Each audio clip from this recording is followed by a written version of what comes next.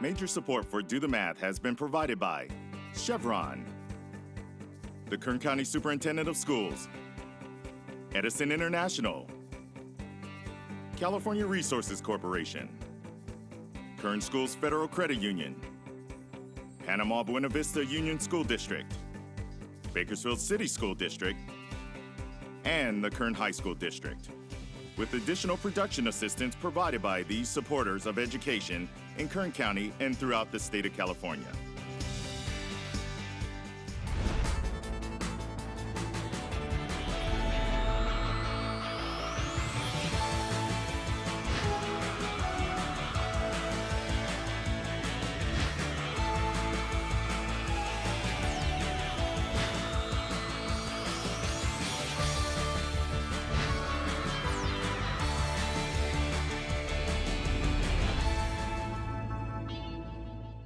Good afternoon and welcome to Do the Math. I'm Michael. And I'm Scott. And old or young, whatever kind of math problem you have, give us a call. We'd love to help you out with that problem on the air. If you're in Bakersfield, you can call us at 636-4357. If you're in San Luis Obispo, you can also give us a call. The number's toll free, 866-636-6284.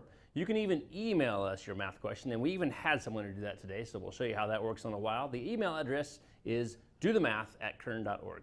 And of course, if you are on social media, we have all kinds of places where you can access Do the Math, which is Facebook, Instagram, Twitter, and YouTube. All right, well, certainly a lot of different ways to get a hold of Do the Math. Right. And like you said, there were a few problems that came in on email the last couple of days, and some of them we just solved and sent them back out on the email. And one of them we're going to go ahead and put on the program later on today because that student is a little busy, but we'll have an opportunity later on to look at the program and then watch it and see how everything was solved. And then we'll also email the answer back to that young man, and that way he's covered all different ways. Right. We have a very special guest in studio. We'll be going out and about with Devin later on this afternoon out to Tel-Tec Security. And before we get to any of that, let's first take a look at today's Math in the News.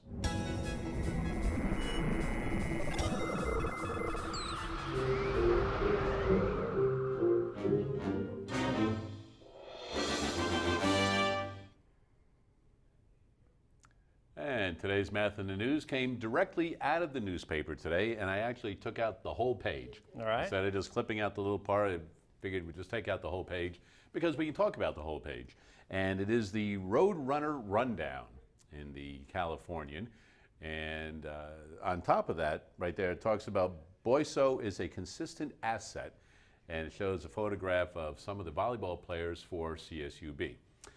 And I decided we would talk about this today because one of the things that we do at Do the Math is we give away a couple of passes to sporting events at CSUB, courtesy of the CSUB Athletics Department. Right. So the passes are good for, I think it's basically any event that is going on. Right. So it's baseball, basketball, women's and men's, soccer, women and men's, softball, volleyball, and wrestling. Nice. So all big sports that are going on at CSUB. Yeah. And every day we have an opportunity to give one of the students a couple of passes to any event that they like out at CSUB. So I figured, well, let's talk a little bit about CSUB and see what kind of math they have with sports going on. Right, okay. So I said, all right, well, you know, the volleyball is pretty big right now. They're doing pretty well in the WAC, which is the conference that they're in. And as I was reading along, we'll go ahead and we'll focus in right here. So we can see that the middle blocker, and Boyso is who they're speaking about, leads the team and is second in the Western Athletic Conference with 1.11 blocks per set. Boyso has a conference high 66 block assists on the year with no block errors. Wow. So I was like, this is a perfect opportunity for somebody to do some math. So in studio with us right now, we have Allie, and how are you? Good. And why don't you let everybody know what school you go to and what grade you're in? I go to Stockdale Elementary. I'm in 6th grade. All right, so let's take a look at this ad that I pulled out of the newspaper here. So let's look at it together. So it says there's 1.11 blocks per set, and she has 66 block assists. So the 1.11 is what she averages. Do you have any idea what an average is or how you come about an average? Like how you would get an average? No. Okay, so let's say on a test, you got a 90 and an 80. What would the average of those two scores be? Do you have any idea? If you got an 80 and a 90, what would be the average? And the average is kind of like right in the middle.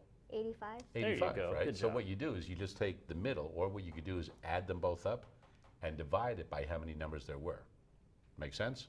Yes. Have you done this in school before? No. No? Well, it's a big day for you then, young lady. So what we're going to do, head on over to the board quickly, and we're going to have Allie as part of our math and news. So we're not quite through with this yet. So Okay. let's take, and let's see if we have another number in here. We're going to do the math that was actually in here. So we have 66 block assists. Aha.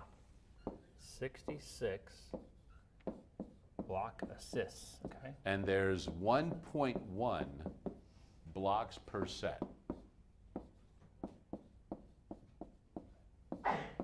Blocks per set. All right. So what I'd like to do is figure out, so we know how many blocks per set. Is there a way to figure out how many sets Oh, I think so. she was able to do? What do you think? How many sets was she in? If she averages 1.1 blocks per set and she has 66 blocks, how many sets does she have? What do you think we should do with those numbers? Add them. We could add them together. However, that would just be adding blocks per set and block assists. That wouldn't quite work. What else do you think we could do there?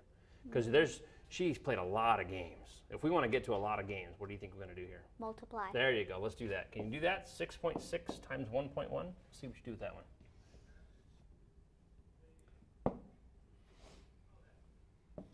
Good.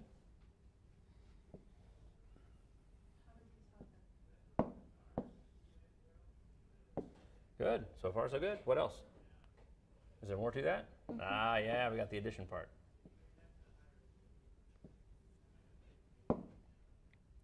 6 plus 6 is 12. Carry the 1. It's good to let everybody know what you're doing there. 72.6.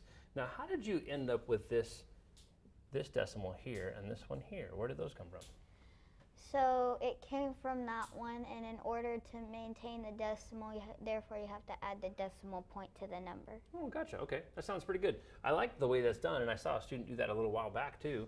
I never did it that way. I always put it in at the very end, but I like that. Now let's figure out what this number means. 72.6.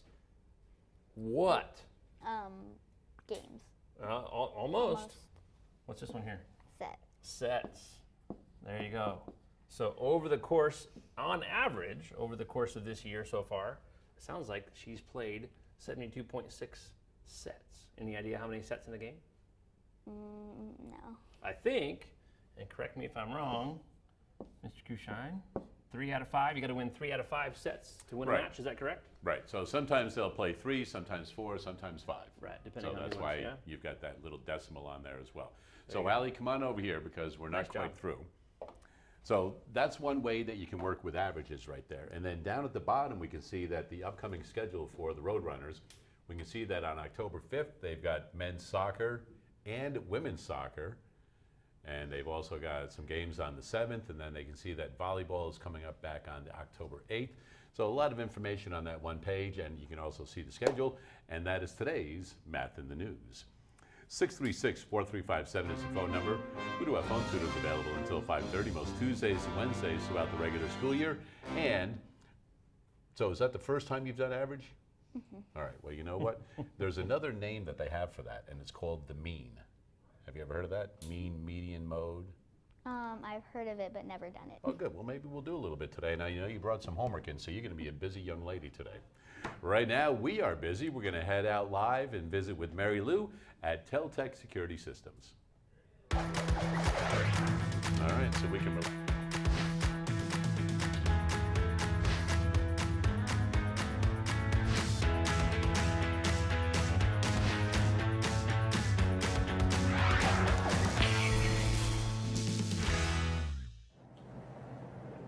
We are live today at Tel-Tec, and I am with Tasha Clayton, the general manager. Hello. Hello. Thank you so much for inviting us on. Well, thank you. Can you tell us a little bit about your position? Absolutely. So as Marylou stated, my name is Tasha Clayton with Tel-Tec Security, and I'm the general manager here. and I am looking forward to talking to you guys from a salesperson perspective. As a general manager, what does that entitle? That entitles oversight of the entire organization. So there's several departments, several managers, and being a part of an executive team to make sure that we make the correct decisions for the company going forward. Now, what exactly does Tel-Tec do?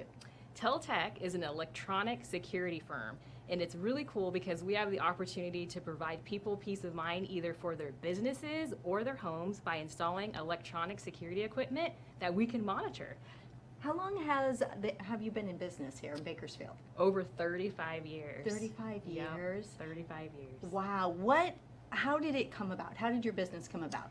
Well, it's actually family owned. So my father, Morgan Clayton, is the founder and business owner, and he actually had a dream or an idea of something that he wanted to do, and he didn't give up on it, and he pursued it, and this is where we are today. So, and I'm looking forward to being the second generation to keep his dream going.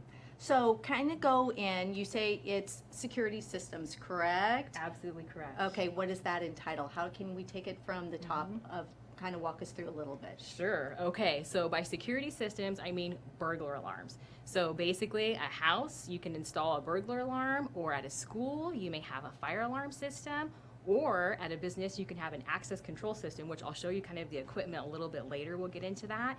And then we also do cameras. Everyone knows what cameras are. Cameras are huge. They're on your phones, they're at businesses, and they're all different ways to protect people and also to make us aware when the wrong people are in areas we don't want them to be. And also in homes, because I know cameras are becoming Absolutely. really big Yes. in people's homes, not Absolutely. inside, but also outside. Absolutely correct, because you never know when someone's walking the neighborhood that shouldn't be there, or at the same time, if you are home and you want to be able to buzz someone in without going to the door, it's a good way to have visual reference to before, just verifying someone's identity. So you do the security systems, you do the cameras, Yes. burglar. Uh-huh. Anything else besides that does your company do? Well, like I mentioned, the fire alarm systems and access control, and something that's super cool is even though all those things are entirely different, we can also integrate them together. So for example, sometimes to protect schools best, we may use an intercom system in addition with a burglar alarm system, in addition with yard beams, so that in the event someone's not where they're supposed to be and they trip something, meaning that it goes off and it makes a siren sound, we'll actually get the visual here, and instead of immediately involving our police department, we can actually have an audio interaction with them to tell them, hey, like I'd be like, hey, Marylou, you in the blue shirt, you need to leave because you're not supposed to be here. And then from there, lots of times that will scare them away because then they're thinking, someone from the sky is talking to me, I better go. So it's like the all-call system, like in a school. Absolutely. Okay. Absolutely. So can they talk back to you? Say, "Oh, wait a minute, No. I'm trying to code in and I can't." No, help." they don't. And they usually are not talking back. They're usually running at that point in time. We actually have a video, it's super funny, of someone who was actually taking something and then they're like, whoa, and they put it back and then ran off. It was super funny. So you have some equipment here. Yes. Can you kind of go explain what the equipment is? Absolutely. So this here is what we call our control panel. It's basically like a brain. So like we have a brain that holds information so that it needs to record the information, it needs to remember information so that if we give ourselves a command, like right now if I tell myself to wave my hand, I'm waving my hand, this brain here needs to know if we need to turn it on or off, or if it needs to know what specific zones to pay attention to. So when I say zones, like a window or a door. So I can literally tell this, I need you to pay very close attention to this door or not that door. Will it do certain areas, say the middle of my living room?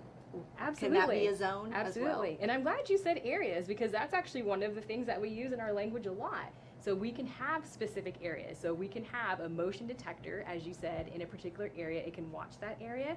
But let's say you also have like a back shop, like maybe you have like a hobby back there. So your alarm system can know we're either talking about the motion that's in the shop or the motion that's in the living room. And that is one of these, correct? Absolutely. So that's our motion detector right here.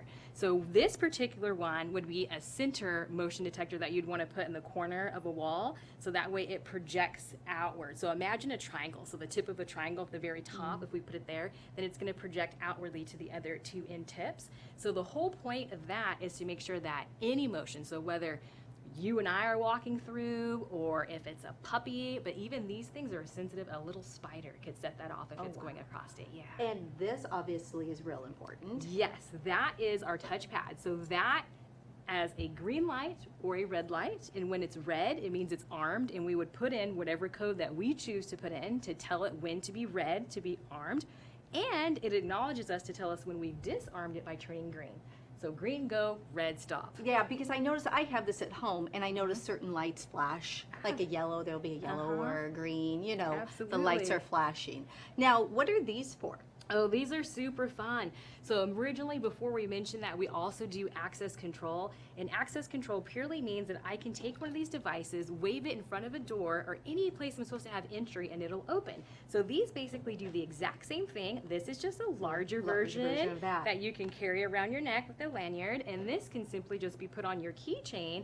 And they're just super fun devices to wave in front of boxes, or even nowadays, you can wave them in front of your keypads. And when we come back, we are Yes. going to be kind of going through a floor plan and seeing exactly how this can set up, correct? Absolutely. Okay. Looking forward to it. So we'll send it back to you at the studio. See you soon. All right, thanks for that, Marylou and Taj out at Tel-Tec Security Systems.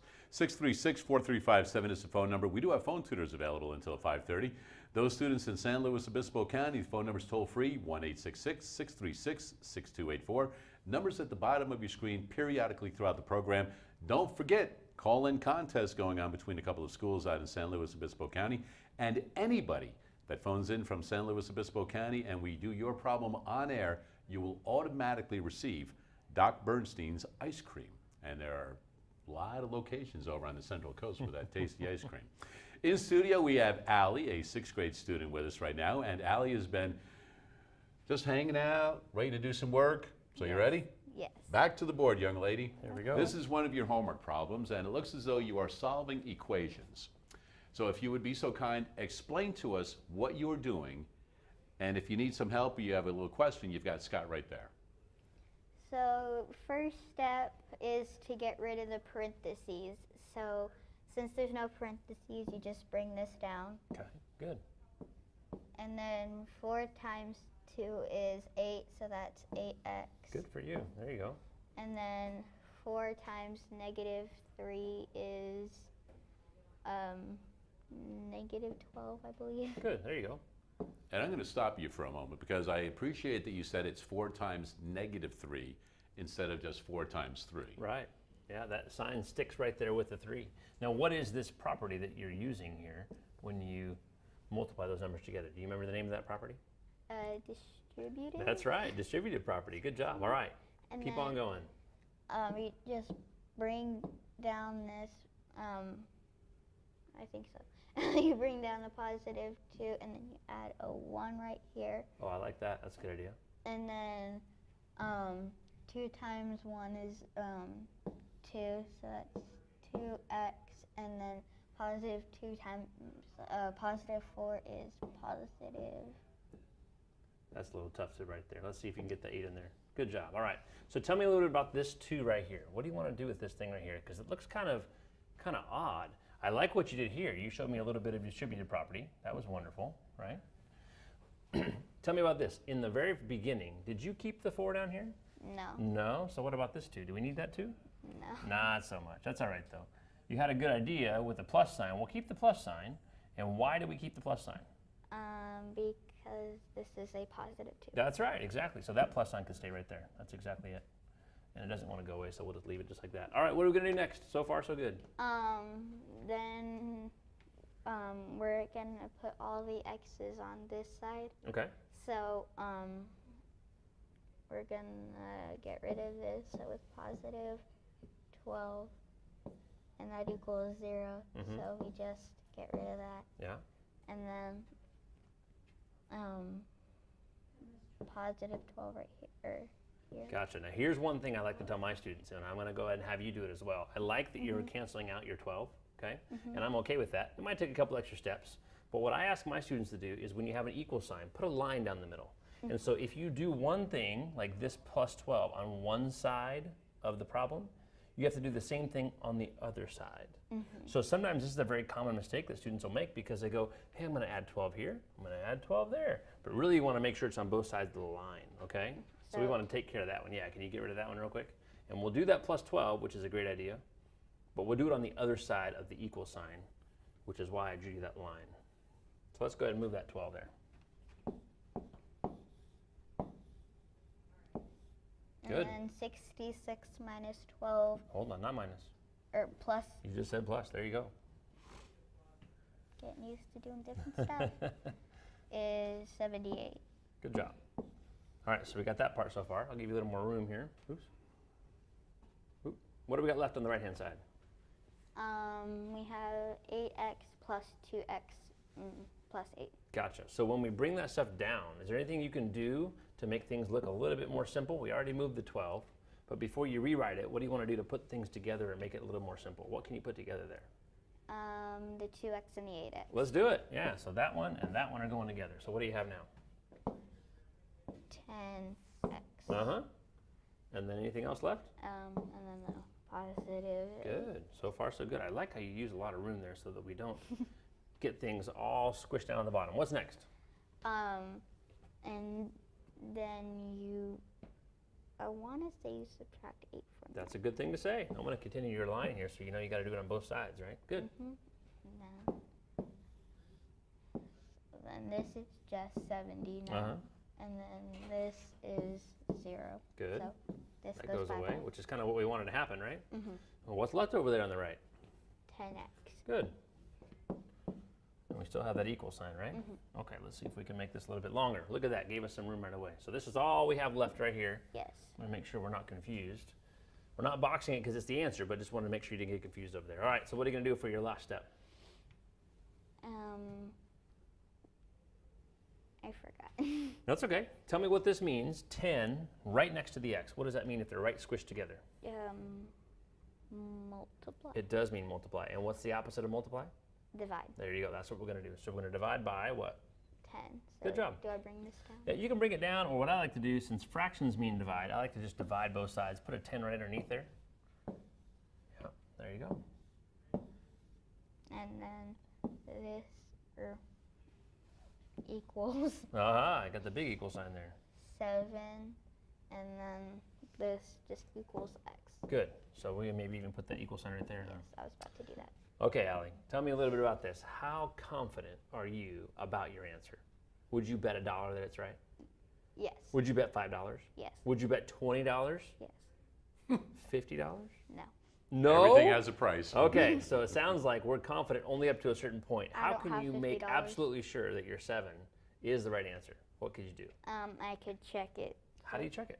Just go back to the can't Yeah, all the way to the work top, this. huh? Can't work that. So where does that 7 go? That 7 goes up. There. Okay, so what does it take the place of though? Like where does it go if you're gonna put it back in the problem? It goes right.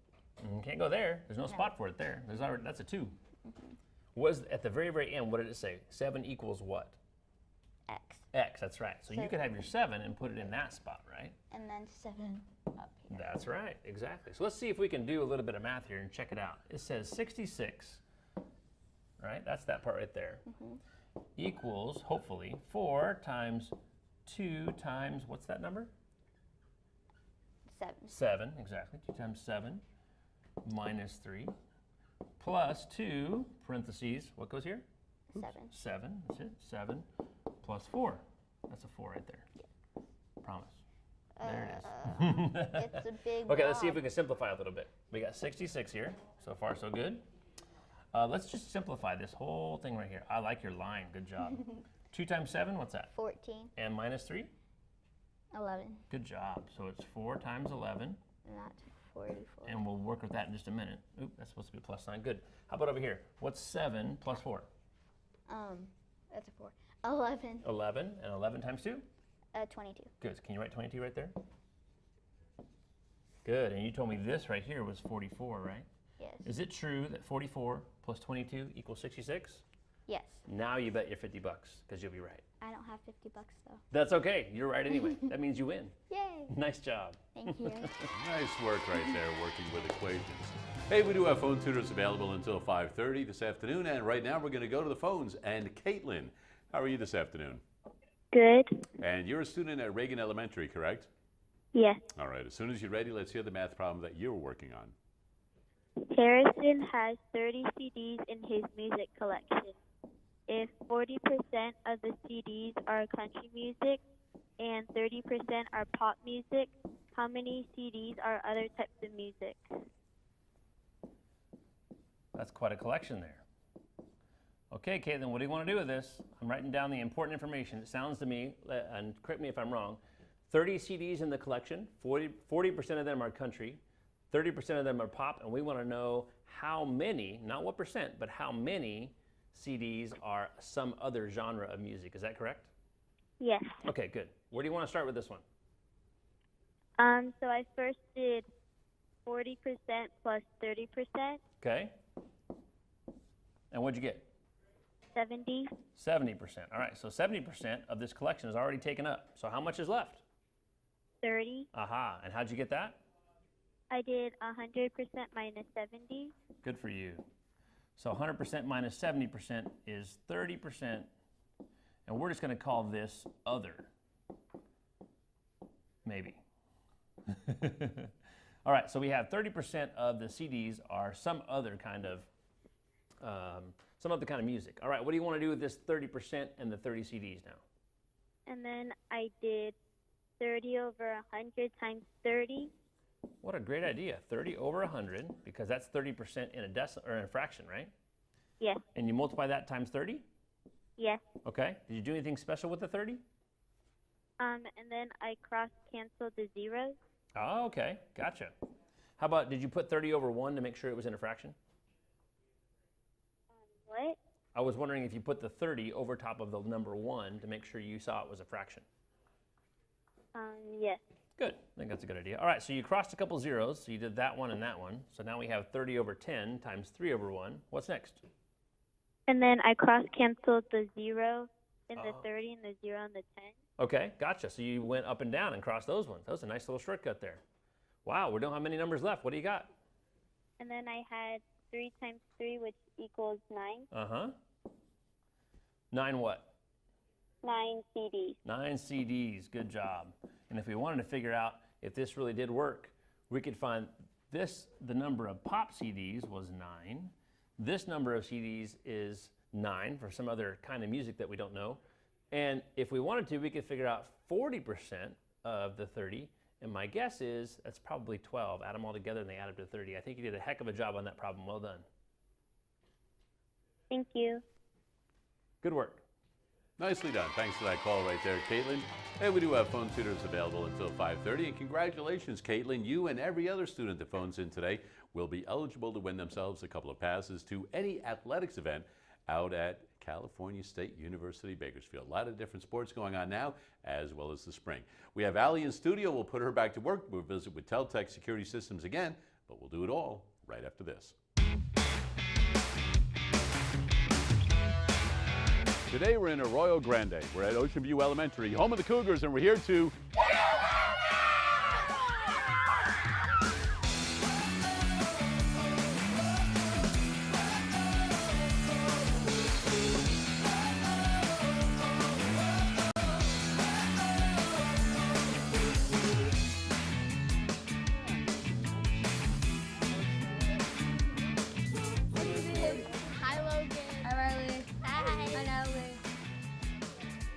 All right, once again, we're at Ocean View Elementary. We've got the 3rd and 4th graders working on a problem. We've got the 5th and 6th graders working on a problem. They've been going a little bit, so let's see how they're doing. The 5th and 6th graders had to get as close to 1 using all 9 numbers in decimal form to add them to get to 1. So does anybody have exactly 1 yet? No, No. 1.908. 1.9. So do you think you can get closer? Yes. No, we can get closer than 1.9 because I think we 5? 1.5. That's closer. What have you got? 1.035. 1.035. Oh, David. Jeez. So here's what I want you guys to do. Let's check his math. But you can't have a 0. Oh, she got him. Only the digits 1 through 9. Well, let's see. If you put a 1 there, put a 1. Oh, you already used 1. Well, I have 1 1.197. So you don't have a 9. So maybe put a 9 there and see what happens. I have 1.197. 1.197 is now the new leader.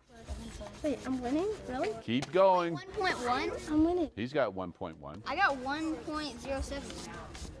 But you used a 0. So you used the 0. So now add them up. That was not a 0. Oh, well, show me what it is, because we have to check it out. Because you might go, I got 1 exactly. I got 1 Right? exactly. All right, let's go over here and see how the 3rd and 4th graders are doing. All right, so now what you guys had to do was you had 15 coins in your hand, and they had to equal $1. Now, there's a lot of ways to make $1 using coins, aren't there? Right? I could go, I got 4 quarters and I've got $1, right? And you could use a mixture of different coins to get $1, but what you guys had to do is you had to use only 15 coins. So, did anybody come up with 15 coins? I did.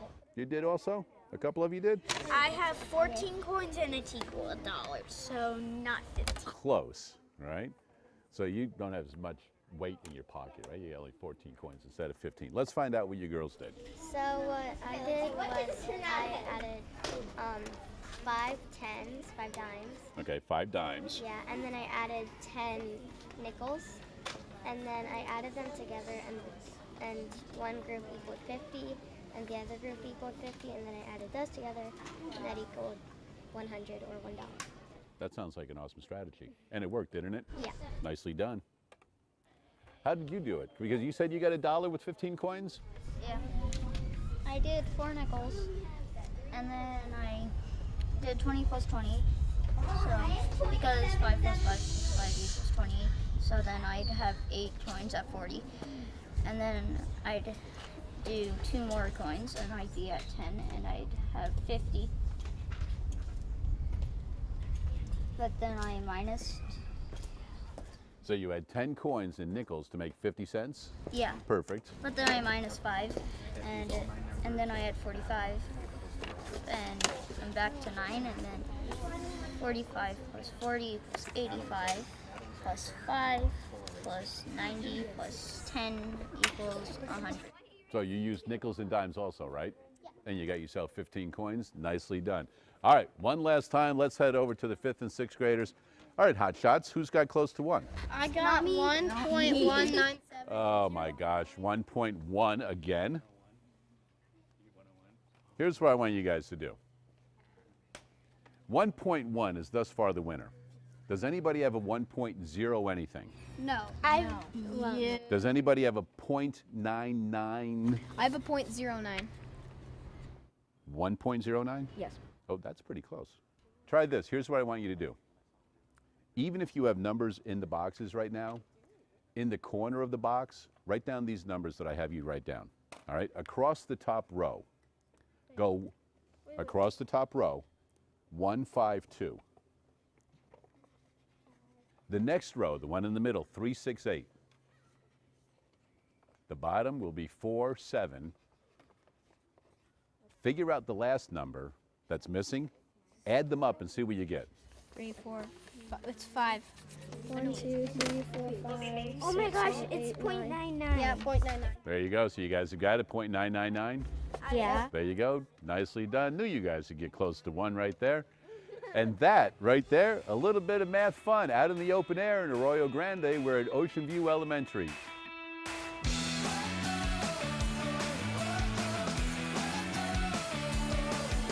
And once again, we'd like to thank everybody out in Arroyo Grande at Ocean View Elementary, especially Principal Brad Grumbles. Thanks for having us out. And a little memento for you volunteering your kids and helping us out a little bit of Do the Math today. Awesome. They did a great job. Thanks, guys.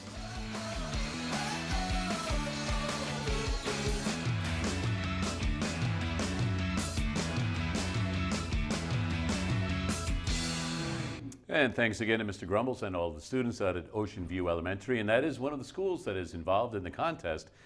And they are working towards an exclusive tour of Doc Bernstein's Ice Cream Lab. And one lucky student will be receiving a golden ticket courtesy of Doc Bernstein's. And that golden ticket will allow them to go to Doc Bernstein's every month for a year and receive an ice cream sundae. That's good stuff right there. All right, you know what? We have Allie in here. We're going to have her do a little bit more work. You can keep working on that homework problem because right now we're going to have an opportunity to go back out with Marylou and Tasha at Tel-Tec Security Systems. We are back live at Tel-Tec, and I am with Tasha Clayton, the general manager. And when we left off, we were talking about the type of equipment that you put in your house or in your business for security systems. Now, how can you tell where to put that equipment? Oh, that's going to be the fun part. We're actually going to take you through an adventure. We're going to do a sample walk to pretend like you're the actual salesperson, where we're actually going to take you through a video where we can do some samples so that you can see exactly where to put things. But primarily, where you want to look to put things is wherever there's an opening. So windows, doors, or if there's any particular thing that you want to protect specifically. What about walkways, like walking through, not with a door, but there's a walkway? Would that be important as well? Absolutely, and I would probably suggest cameras in a walkway area because walkways naturally attract people, right? And if that's what we're looking out for, and if you're really particular and you want to keep people out, we do have yard beams where instantly if anything entered, it would immediately go off. Oh, so with absolutely. Yard beams, do you only need one, or does it depend on the range of the area that you have? It depends on the range. You have great questions. So you can have, at least probably need to build up with 2, and then you go from there because they have to talk to each other, right? So they're looking at it across each other, so it's like crossing over. You have to go through, there was a famous movie, I don't remember, but it's like, imagine like all these ropes crossed over in front of each other. So you're basically allowing whatever that's moving to cross through that area, and then there it allows the alert of, oh, something's wrong. With that brain that we saw. The brain, The brain. Okay, can we see the video? Absolutely. Oh, so I want to give you a little fun tip. So as we go through the video, see how many openings you can count that would require security. So all windows and doors, and you'll see them with a lot of glass. But let's begin our adventure, so let's go. Okay, so we're getting ready to come to the very front of this home, and the special thing about this home as we enter, the thing from a salesperson perspective, you never know what you're going to be entering. And go ahead. So the windows, the door would be 1, right? Yeah. And these windows, 1, 2, 3, 4. So that's what I'm looking at. That's exactly what you're looking at. Seeing how quickly it goes and it keeps going. But this is actually an example of a commercial property downstairs. So this flower shop, you can see there's lots of product in here that we want to protect and make sure that if anyone came in that we would quickly know, because this customer would want to make sure to protect their inventory because that's how they're making their money. And the beautiful thing is we can quickly go up to a residential living space, so automatically we see the furniture has changed, right? But one thing that's still constant is you could see there were 2 more windows there, but it was super quick. And we're heading up the stairs, and we're going to see a beautiful living space. So when I talked about many departments earlier in the discussion, we have installers and service technicians. It's very important that when they're hanging these devices, that they're careful, that they have to make sure not to disrupt living space. They don't want to make sure that they break anything or that the customer becomes upset with something that they thought was going to protect them.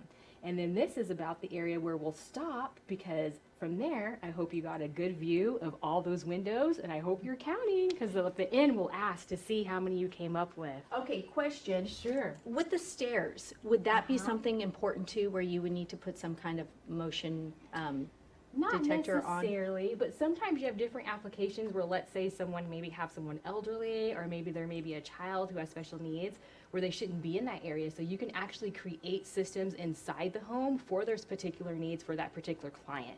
So traditionally, no, but for a special customized case, absolutely, why not? It's whatever you want. Okay. So what do we have here? Okay, so this is part 2. When you're a salesperson, after you've gone out and done your job walk and you've gone to the residence, you have to come back to work with our design team to lay out a floor plan so that the customer sees exactly what they're going to be purchasing and they can verify the exact areas they want to be protected. Do you take their actual floor plans for this? We can. Actually, there's some. So homes that already come with a floor plan, absolutely, because it's easy. It's already done for us. Or in this case, like this one didn't exist, we actually had our design team specifically do this for Do the Math today. So, would you like me to talk about the devices that were on the table? Okay, so these 3 devices, the burglar alarm panel, which is the brain, we talked about it, the touchpad, which turns the system on and off, and then the motion detector, which detects the movement, are the 3 devices we're going to talk about today as we build our proposal, because a proposal is basically what the customer is going to receive to see if they would like to purchase what now they've asked for. So this represents the entryway, those 2 doors that we saw going in from the very bottom. As soon as you walk in here, it's important to have a keypad because you need to be able to turn this system on and off. And then as you walk forward, you see all this open space. So if there was someone walking through that didn't need to be there, we would want a motion detector. So we've put it here in the center. And our brain is up here in the closet. We like to hide that. We don't want people to see where our brain is. It's where all the wires and connections are going to make sure that this touchpad in the motion detector works. And then our final touchpad, we have 2 here, is one back here in the bedroom. Because if you're asleep at night and let's say your alarm goes off, you want to be able to look at the touchpad to see exactly what's going off and not feel like you have to run all the way to the front of the house to read it. So when they take a tour first, your sales rep, when they take a tour first, then they will go ahead and get the floor plan and then kind of plan out and give this proposal to the client of where they think best. Absolutely. So then the client can then decide, yes, that absolutely works for me, or I want to add more, or let's take it away and do less. And like I mentioned before, this is something very simple. There's so many different things you could do. You could have basically 5 devices in one room, but we just started this way just so that we can get the concept of what it's like to build the actual proposal. Okay, so when we come back, you actually have a math problem for us on how you use math. Yes. Okay, Yeah. so we are going to go back to the studio. When we come back, we will be solving a math problem. So we'll send it back to you. All right, thanks for that, Marylou. So it's going to be a little change of pace. We'll make Marylou do the math problem that Tasha has out there instead of always having to do somebody else's and having Marylou do it in here or whatever. Anyway, so we'll go out and visit with them. We have Allie in studio. We're going to have her do another work with some equations. But first, we have an email problem that Grant emailed into us. He did that earlier today, and it was a perfect day because you want to do those on Tuesdays and Wednesdays. So we have an opportunity to put them on the program so that you can see them, and then we'll also email the answer back to you, kind of explaining it the same way. So, Scott, you've got the paper. Let's go ahead and help out Grant. Off we go. Well, he says that his problem looks something like this. He wants to know if we can multiply a couple things together. And I don't think that he is in elementary school. He's doing some pre-calculus stuff, maybe even some math analysis. The first one that we're going to multiply together is the square root of x minus 5, and he wants to multiply that times the square root of 5 minus x. Now, you don't have to understand the whole entire thing, but let me do a couple things real quick just to make sure we understand the basics about multiplying square roots together. So a square root happens if we have like the square root of 25. Some students will know that that is 5, right? It's what number times itself is 25. If you were to break this down even further, really what the square root of 25 is 5 times 5. And so when you're doing square roots, if you have 2 of the same exact term underneath the square root, you can take one out. So one goes away and one of them comes right out. So if we could put these together, first of all, you're allowed to put them both together because they're both in a square root. So we'll do that first. We'll make this into one big long square root. Looks like this. X minus 5, there's one term right there. Haven't changed anything yet, we're just putting them underneath one big long one. The other one is 5 minus x. If we could make both of those look exactly the same, then we could take one of them out, just like we did over there with 25. They do look awfully close, really close. But the problem is, if you take the 5 and the x and just switch them around, here's what you'll have. You'll have negative x plus 5, because you'd have to keep the negative with the x. And so that doesn't look the same as this one. But there is a way to make this 5 minus x look exactly like that x minus 5. And I'll show you what that way is. It's kind of a neat deal. We're going to keep this x minus 5 right here, and we're going to multiply this times, what if we took this one right here and switched them around, but we'd have to switch the signs as well. And one of the ways you can switch signs on different terms is to multiply times negative 1. So let me show you what I mean by that. If you had a negative 1 and then you had parentheses, x minus 5, just like we want to have there, watch what happens here. Negative 1 times x is negative x. Negative 1 times 5 is positive 5. So we could take this whole thing right here and substitute it in place of that one. And the reason why we're doing that is because we want to have another x minus 5. So here we go, ready? We're going to do negative 1 times x minus 5. So now we have 2 things that are exactly the same. We have this one, x minus 5. We have this one, x minus 5. And guess what? Just like the beginning of this problem, when you had 2 terms that were exactly the same, we now have 2 terms that are exactly the same. One of them can go away, and one of them can come out. Almost done. So we have on the outside here this term, x minus 5. And if you look real closely, we have one thing left inside the square root, and that is this number, negative 1. Now, regardless of whether or not you are in elementary school or junior high or high school, college, maybe even an adult, think real hard and see if you can think of a number that multiplies times itself that gets negative 1. Let's see, 1 times 1 is 1. Negative 1 times negative 1 is positive 1. Seems like it's not possible. And so as strange as it sounds in math, when you get to this point in math, sometimes things are not possible. We just make possible by making something up. And I'm not pulling this out of thin air, but this really is the case. The square root of negative 1 is an imaginary number. Really, it exists in math. It's an imaginary number, and it's called I. We just abbreviate it with I. And so if you want to take the square root of negative 1, we pull an I out of there. Here's your final answer, Grant. And I'm really glad that you asked this question because we don't get to do this stuff all that often. There's an I out front, and there's an x minus 5 at the very end. And that's how we can multiply these two terms together and still take the square root. So whether you're in elementary, junior high, high school, even I know some folks get a chance to watch the show no matter what age they are. In fact, I want to say hi to Grandpa Mac because I know he's watching as well. So that's how you take the square root in pre-calculus. All right, there you go. Erase the board because we've got another problem for you to do right now. We've got a 6th grade student from Hart Elementary. Ruby, how are you this afternoon? Huh? How are you, Ruby? I'm good. Why don't you go ahead and read that math problem for us that you want like some help with? Okay. It's 7. Is this an equation? Yep. Okay. Parentheses. Keep on going, Ruby. 2 minus x. 2 minus x, okay. Parentheses. All right. Equals 3. Equals 3. Parentheses x. Parentheses x, okay. Plus 8 parentheses. Gotcha. All right, so we have a number and a set of parentheses on both sides. All right, Ruby, where do you want to go with this? Where do you want to start? I would like to do 7 times 2. Good idea. What's 7 times 2?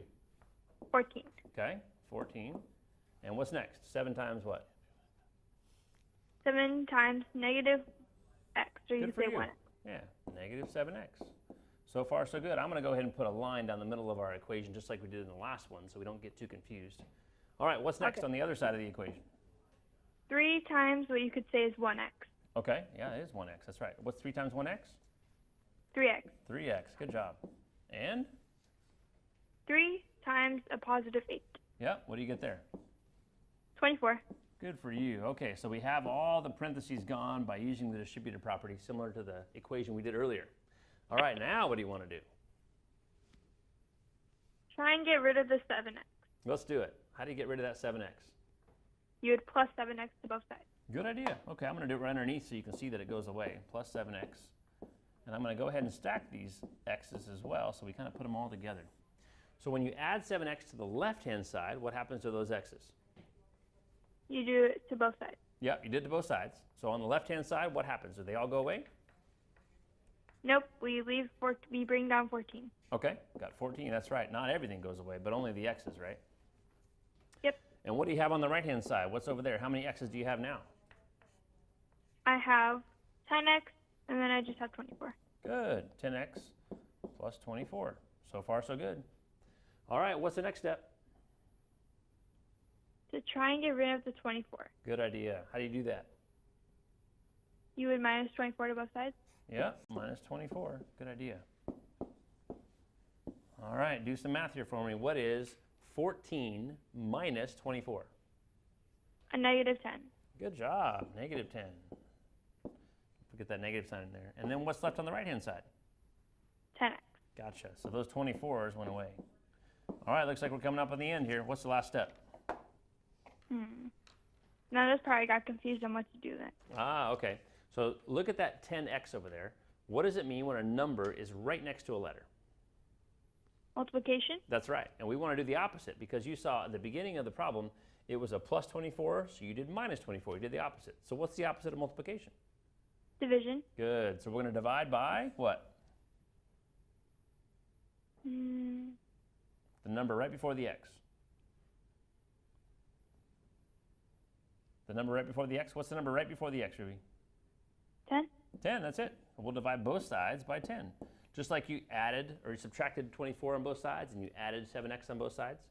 So the wonderful part about this is on the left-hand side of your equation, the 10s go away. 10 divided by 10 is 1, and all you have left is x, which is what you want.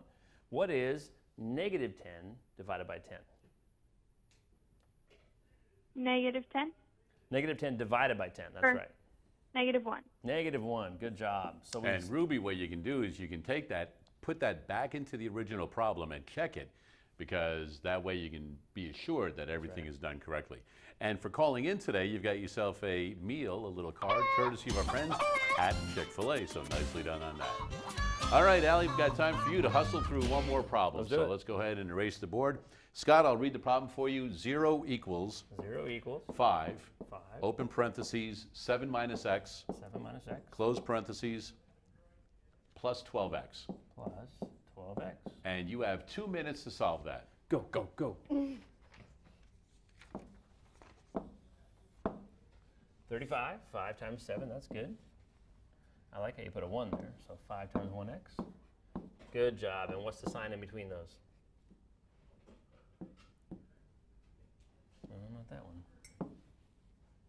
Good job. That's a hard one to write, huh? Okay. 12, that's okay. No big deal. And x, gotcha. What's the sign in between the 35 and the 5? That's what I was asking. Oh, negative. A minus, that's right. Okay, and over here we have a 0. I'll go ahead and write that one for you. Now what's next? You get rid of the 35. No, it's negative. That's right, it's negative. Because really, even though you don't see it, this is a positive sign, right? Yep, I meant to put it So there. minus 35, I'm going to take over the left-hand side for you. Okay. Okay, and you clear things up over there. Negative 35 on the left. Oh, that goes away, that's good. Still have an equal sign. You want to put those together? What's 12x minus 5x? 7x. Good job. Okay, we're at that last step again, just like Ruby was. You changed colors, that was pretty cool. I know, right? What's the last part? 35 minus 7. No, try again. No, what does it mean when we have divided by. 7x? There you go. Go ahead and show that division part. Yeah, and I'm going to do division with a fraction like that. Ready? Give us a little more room here. Magical. So what do you got over there? Just x, that's it? Okay, what's negative 35 divided by 7? 5. Would you bet $1? Yes. Would you bet $2? Maybe. What about $10? Possibly. Check your sign. There you go. Now we're good. Now, how do you know? Because Scott said check your sign, but does that mean write a negative all the time? No. How do you know it's negative? Because this is negative and 7 isn't bigger than 35. Oh, but they are opposite signs, right? So when you're dividing, That's why I think wanted about to the ask. fact that those two signs are opposites of each other. If they're the same, it would always be positive. If they're different, they're always negative. There you go. Nicely work. done. All right, we have another opportunity. One more time. We're going to head out to Tel-Tec, visit with Tasha and Marylou. We are back live at Tel-Tec, and I am with Tasha Clayton, the general manager. And where we left off, we were looking at the floor plan of and where to place the burglar alarm panel, the touch keypad, and the motion detector. Absolutely. So now we're going to move on to our proposal because we are ready after we decided which devices we wanted, where we want them to go.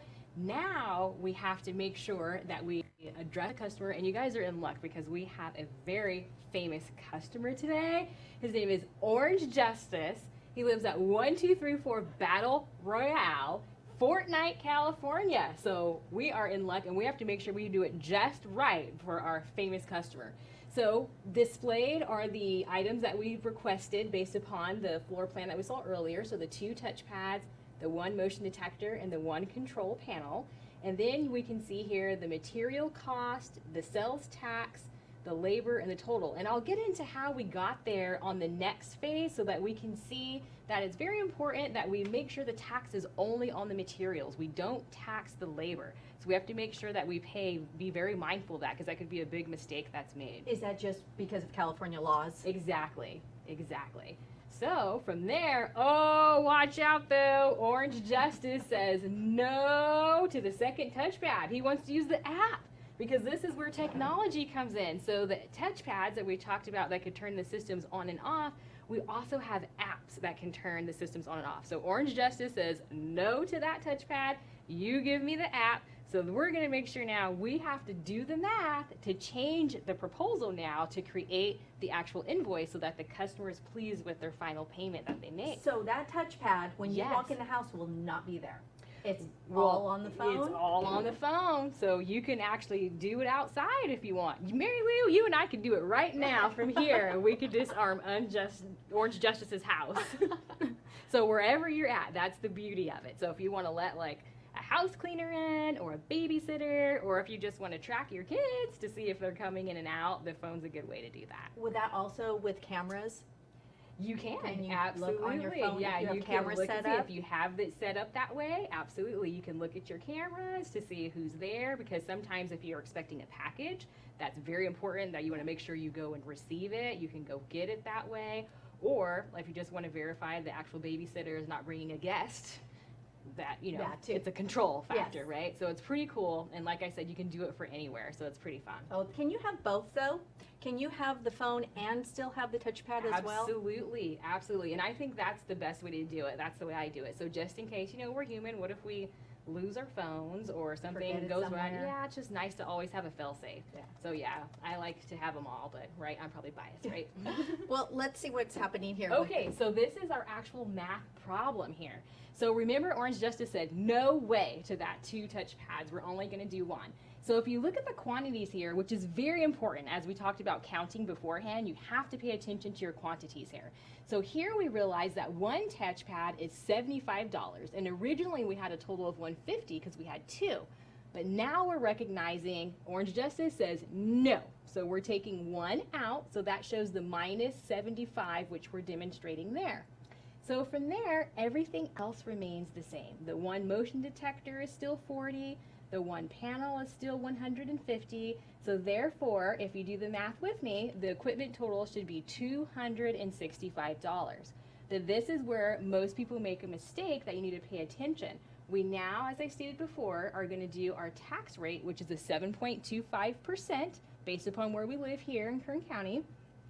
And that tax rate of 7.25%, we're going to calculate that by moving that decimal point over to multiply our 265 equipment total cost times the 0.0725. Okay, so you've added all these up. Well, you credited, you subtracted that out to get your total of 265. Absolutely. So obviously, students would have to need to know how to multiply. Yes, that's Their very decimals. important, very important. And then once we get our tax total, we are now ready to begin to take our original equipment total plus our tax total to get our total equipment cost with tax, which is the $284.21.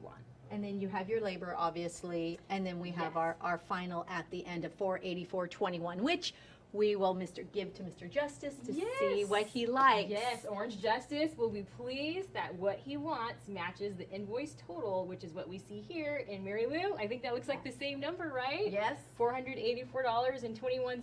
So, Well, Tasha, it has been a pleasure. Thank you so so much. Now, you have one quick thing for everybody? yes, we do. We have our trivia. We don't want to forget that. So make sure you go to the social media page so that you can check your answer. And I heard it will be posted. We'll put the answer on there for you so that you can see how many openings that you counted to see if it matches what we have. Great. Well, thank you Thank again. you It's so been much a for- pleasure. It was great. All right, we'll send it back to you at the studio. Thanks for that, Marylou and Tasha and everybody out at Tel-Tec Security Systems. Thank you for having Do the Math out there. We do have phone tutors available until 5:30, and your last duty is to pull out a name from the students that phoned in today, and this person will be winning a couple of passes to CSUB. And go ahead, open that up. And who is that? Caitlin, 6th grade regular. There you go. So congratulations, Caitlin. You got yourself a couple of passes to any sporting event out at CSUB. Congratulations on that. Hey, until we meet again, continue to do the math.